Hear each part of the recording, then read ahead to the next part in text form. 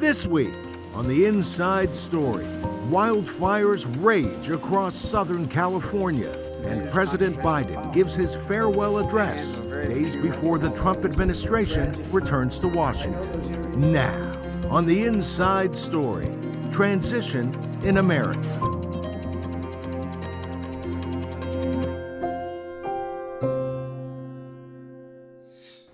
Welcome to The Inside Story. I'm VOA Press Freedom Editor Jessica Jarit here in Washington. On today's show, we look at preparations for a second Donald Trump presidency. The inauguration will take place at the US Capitol behind me. But first, a series of fires have been burning in and around Los Angeles County since January 7. More than a dozen people have been killed as the wildfires, stoked by Santa Ana winds, spread. 12,000 homes and other structures have been destroyed, and over 100,000 are under evacuation orders. For over a week, exhausted firefighters from California and further afield have been fighting the infernos. Officials say more than 7,000 structures have gone up in flames in the Eaton fire burning near Pasadena. One of the homes destroyed belonged to a firefighter, Isaac Baeza. Jenny Adulo has his story.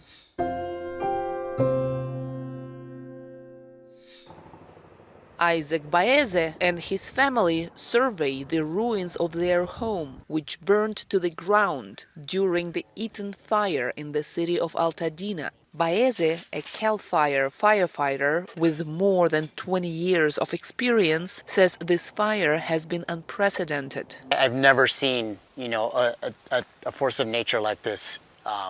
The winds and the dryness. Baeza's wife, Rosary, recalls how they received an evacuation notice but didn't think much of it. The fire was far away and small. Still, they packed just a few items, not expecting they would return to nothing. In the morning, Baeza and his friend came back to try to save the house, but there was no water. We were just like, oh my God, we can actually save this. And we went for the hose and there was no water. And so before you knew it, just more things started catching on fire. And I drove away, and I remember looking in my rearview mirror and I could see, the backside of the house going up in flames and just thinking man, maybe if I had water, I would have been able to put these, little spot fires out and, prevented my house from burning up. Fire crews have encountered dry hydrants or low water pressure in efforts to extinguish the Eaton fire, along with another large wildfire known as the Palisades fire. California Governor Gavin Newsom announced an investigation into the issue. Currently, fires in Los Angeles, including the Palisades fire, cover about 150 square kilometers, with more than 150,000 people under evacuation orders. Baeza's family is staying with friends, waiting for the payout from insurance companies, and have set up a GoFundMe site to raise money for expenses. The Baezas say they're planning to rebuild. We said we were all going to come back and rebuild and bring back, our neighbors.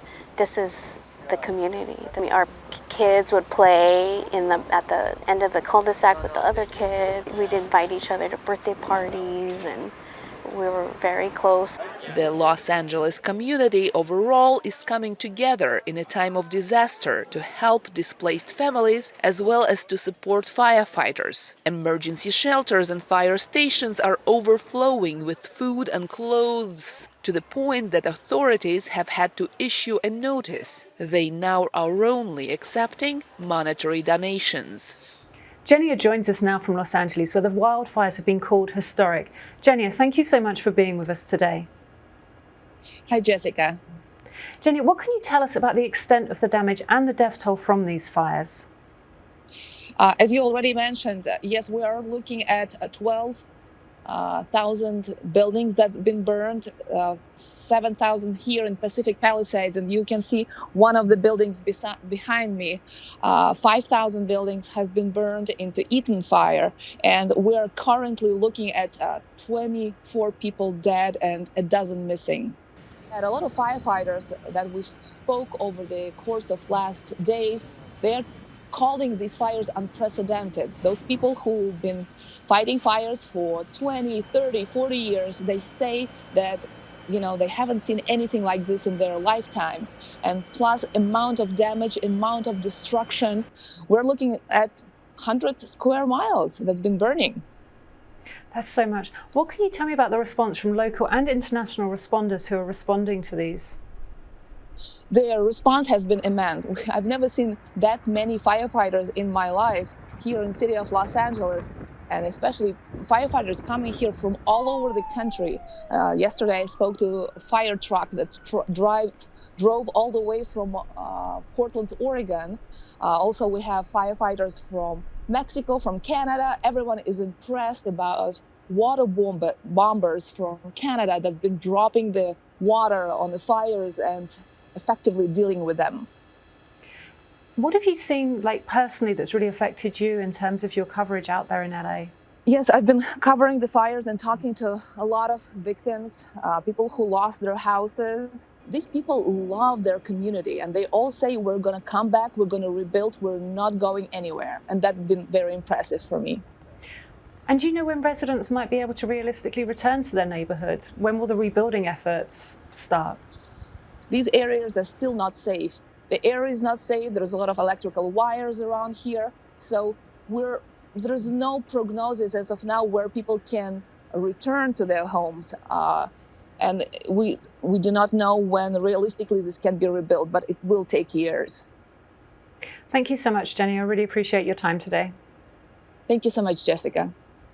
President Joe Biden has pledged disaster aid for California, but these fires come amid the transition to President-elect Donald Trump's second term. Mr. Biden this week delivered his farewell address to the nation, laying out his accomplishments and challenges ahead. Here's White House Bureau Chief Patsy Widakuswara. President Joe Biden will leave the White House when his term ends on January 20th. In his farewell address Wednesday evening, he left a warning. The dangerous concentration of power in the hands of a very few ultra-wealthy people. And the dangerous consequences if their abuse of power is left unchecked. Today, an oligarchy is taking shape in America of extreme wealth, power, and influence that literally threatens our entire democracy, our basic rights and freedoms.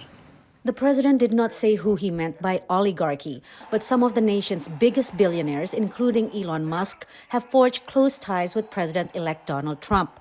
Without naming anyone, Biden made a jab at the recent decision by Meta CEO Mark Zuckerberg that the social media company, which owns Facebook and Instagram, would stop working with fact-checkers. The free press is crumbling. Editors are disappearing. Social media is giving up on fact-checking. The truth is smothered by lies, told for power and for profit. Biden ended his term on a high note on foreign policy. Just hours earlier, he announced that Israel and Hamas had reached a ceasefire and hostage agreement in Gaza. The deal will largely be implemented by the incoming administration. That's why I told my team to keep the incoming administration fully informed, because that's how it should be, working together as Americans. In a letter released Wednesday, Biden reflected on how his administration began in the shadows of COVID and the January 6th attack on the U.S. Capitol by a mob of Trump supporters intent on overturning the result of the 2020 election that Biden won. Biden is leaving office after one term with only a 39% approval rating, according to Gallup. How his legacy will be remembered may also depend on his successor. If Trump is really proves to be as dangerous to democratic norms as Biden and the Democrats suggested, then I think he may be seen as very prophetic. But otherwise, I think if things are less apocalyptic with Trump and you see more or less a more normal presidency that runs into problems and has some achievements, I think Biden will be more remembered for what he actually accomplished. Biden's accomplishment, the White House said, include leading a strong economic recovery. And while Biden attempted to wind down foreign entanglements, he is criticized mostly for the chaotic U.S. exit from Afghanistan. Biden ended by thanking the nation for the privilege to serve. I still believe in the idea for which this nation stands. A nation where the strength of our institutions and the character of our people matter and must endure. Now it's your turn to stand guard. Patsy Widakuswara, VOA News at the White House. Just days before Donald Trump is inaugurated, Parts of a long-awaited report on his efforts to overturn the results of the 2020 election were released to Congress and the public. Special Prosecutor Jack Smith said his office had sufficient evidence to obtain and sustain a trial conviction of Trump for efforts to overturn his loss to President Joe Biden in the 2020 election. In the report, Smith said Trump resorted to a series of criminal efforts to retain power after it became clear that he had lost, and that legal challenges to the results had failed. Also in the report by Smith, this included attempts to induce state officials to ignore true vote counts, to manufacture fraudulent slates of presidential electors in 7 states that he had lost, to force Justice Department officials and his own Vice President, Michael R. Pence, to act in contravention of their oaths and to instead advance Mr. Trump's personal interests. And on January 6, 2021, the report says Trump was responsible for directing a mob to the Capitol to obstruct the certification of the presidential election and then, quote, leverage rioters. Trump has responded by calling Smith a lame-brain prosecutor. After Trump defeated Harris, the Justice Department dropped the cases against him, citing a long-standing policy against prosecuting a sitting U.S. leader. The Senate is holding confirmation hearings this week for Trump's picks to staff key administration posts. The choice for Secretary of State is former Florida Senator and ex-presidential rival Marco Rubio. The 53-year-old is a member of the Senate Foreign Relations Committee, and the role in Ukraine and the Middle East will be a big part of his diplomatic portfolio. Republican Senator Marco Rubio vowing to put America first as Secretary of State for President-elect Donald Trump. Placing our core national interest above all else is not isolationism. It is the common sense realization that a foreign policy centered in our national interest is not some outdated relic. Rubio received a positive reception from both Democrats and Republicans on the Senate Foreign Relations Committee, where he has served for the last 14 years. President-elect Trump and Senator Rubio are clear-eyed and understand that where freedom and democracy exists, America has strong allies and trusted trade partners. Marco has a strong record of holding the regimes in Communist China, Cuba, Venezuela, and Nicaragua accountable for their repression and tyranny. He will work with President Trump to punish communist regimes for their crimes. Trump has said he will seek an end to Ukraine's war against Russian aggression as soon as he takes office. Democratic senators asked Rubio to outline what that deal would look like. What you think is important for us to do in order to ensure that there is the strongest possible negotiating position if Ukraine and Russia do get to the negotiating table? I think it should be the official position of the United States that this war should be brought to an end. And the question becomes, what role can we play? And I think the first is by making that abundantly clear. And my differences with the Biden administration throughout this process is that they never clearly delineated what the end goal of the conflict was. Rubio also addressed the possibilities opened up by the ceasefire in Gaza. But there are opportunities available now in the Middle East that did not exist 90 days ago. Whether it's what's happened in Lebanon, whether it's what's happened in Syria, whether it's what hopefully will happen with the ceasefire and the release of hostages after horrifying detention and unjustifiable actions by Hamas. Whether it's any of these three things are all in combination. There are now factors at play in the Middle East that I think we can build upon and may open the door to extraordinary and historic opportunities. And looking ahead, Rubio said the greatest threat to the United States was the Communist Party of China. They have elements that the Soviet Union never possessed. They are a technological adversary and competitor, an industrial competitor, an economic competitor, a geopolitical competitor, a scientific competitor now, in every realm. It's an extraordinary challenge. It's one that I believe will define the 21st century. The son of Cuban immigrants, Rubio would be the first Latino Secretary of State if he is confirmed as expected. That vote could come in the U.S. Senate as early as next week. Catherine Gibson, VOA News, Washington. For more on how Rubio confirmation could affect diplomacy between Ukraine and Russia, plus Israel and the Middle East, I'm now joined by VOA Eastern European Bureau Chief Miroslava Gongadze from Warsaw. Miroslava, thank you for being with us today. Thank you for inviting me. I just wanted to start off by getting a sense of what's the latest in the war in Ukraine? Ukraine continuing defending itself from the Russian aggression, but Russia is taking Ukrainian territory inch by inch. It's dominating in manpower, in technology, and it can sustain a big loss. Russia is losing almost 1,000 troops daily. At this point, Russia, from the start of from the beginning of the war, Russia lost over 800,000 troops. However, they keep pushing and keep taking Ukrainian territories. Especially dire situation on the east of Ukraine in Donetsk Oblast. Only this week, Russia took a couple of small towns and actually cut the highway to one of the major transportation hubs on the east for Ukraine. In Ukrainian situation, they are trying to beat Russia with technology and strategy. Ukraine is living under daily bombardment, daily sirens, nightly sirens. There are not enough energy resources. People are very, very tired, and in November of last year, public opinion polls showed for the first time that 52% of Ukrainians are ready for some kind of negotiation. Ukrainians are looking for a break, and as much as they want to maintain their sovereignty and identity, they do look for some kind of peace solution as well. What is Ukraine anticipating with this Donald Trump presidency, which starts on January 20th? The statement from the President-elect Trump about possibility of ending this war was taken as hope, but as well as they were afraid that it would be a pressure for Ukraine to give up its territory.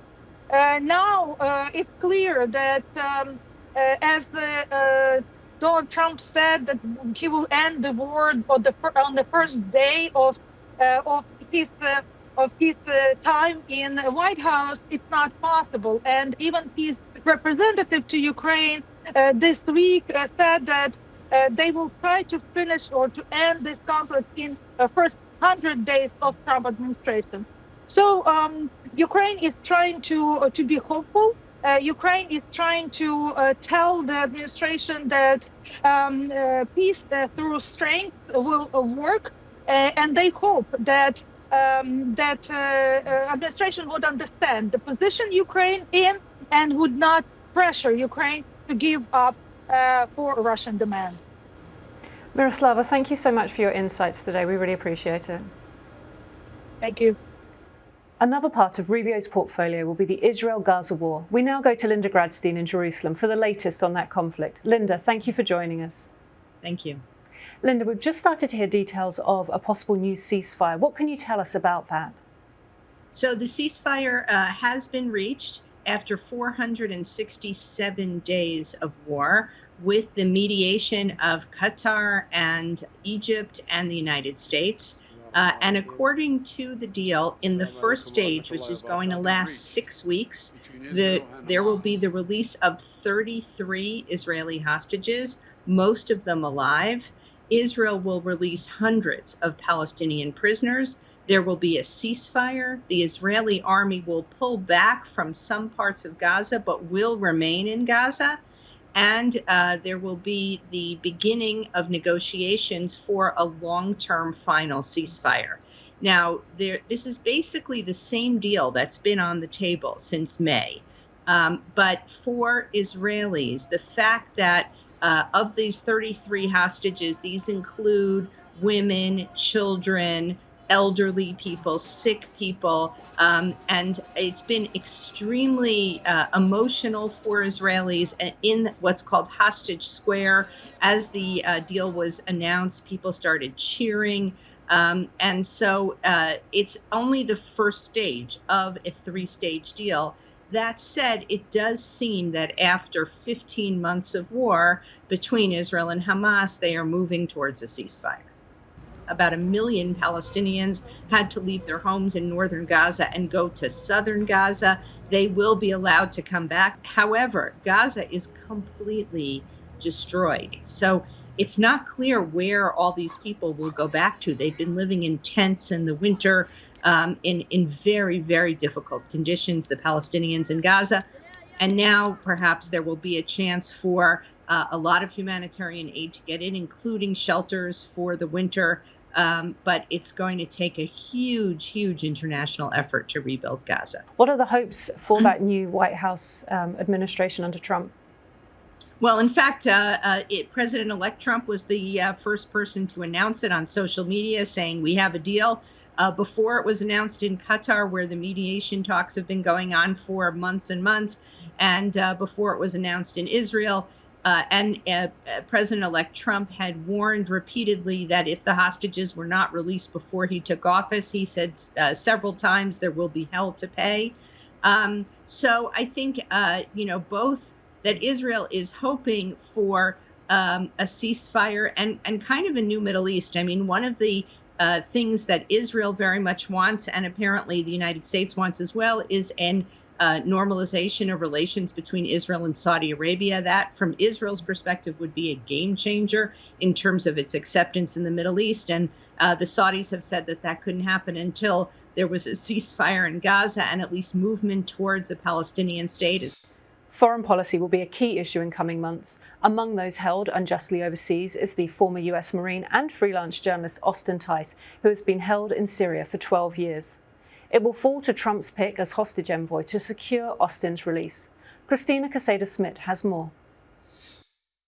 He is a Wharton School alumnus, the founder and managing partner of the healthcare investment firm Rubio, and a Middle East expert. And if Adam Boehler is confirmed by the U.S. Senate, he will become President-elect Donald Trump's pick as the special envoy for hostage affairs with the personal rank of ambassador. The 45-year-old Boehler is a familiar face in the U.S. government. He served in the last Trump administration, including during the coronavirus pandemic, and was the first chief executive officer of the International Development Finance Corporation. In that role, Boehler accompanied former White House senior advisor Jared Kushner on diplomatic travels. And we came because we saw the commitment to change and because of our belief in the strength of the region. Boehler was also part of the Abraham Accords, helping the negotiating team normalize relations between Israel and several Arab states. If approved by Congress, Boehler will lead the office of the Special Presidential Envoy for Hostage Affairs, which works with the government and the private sector to secure the release of American held hostage or wrongfully detained abroad.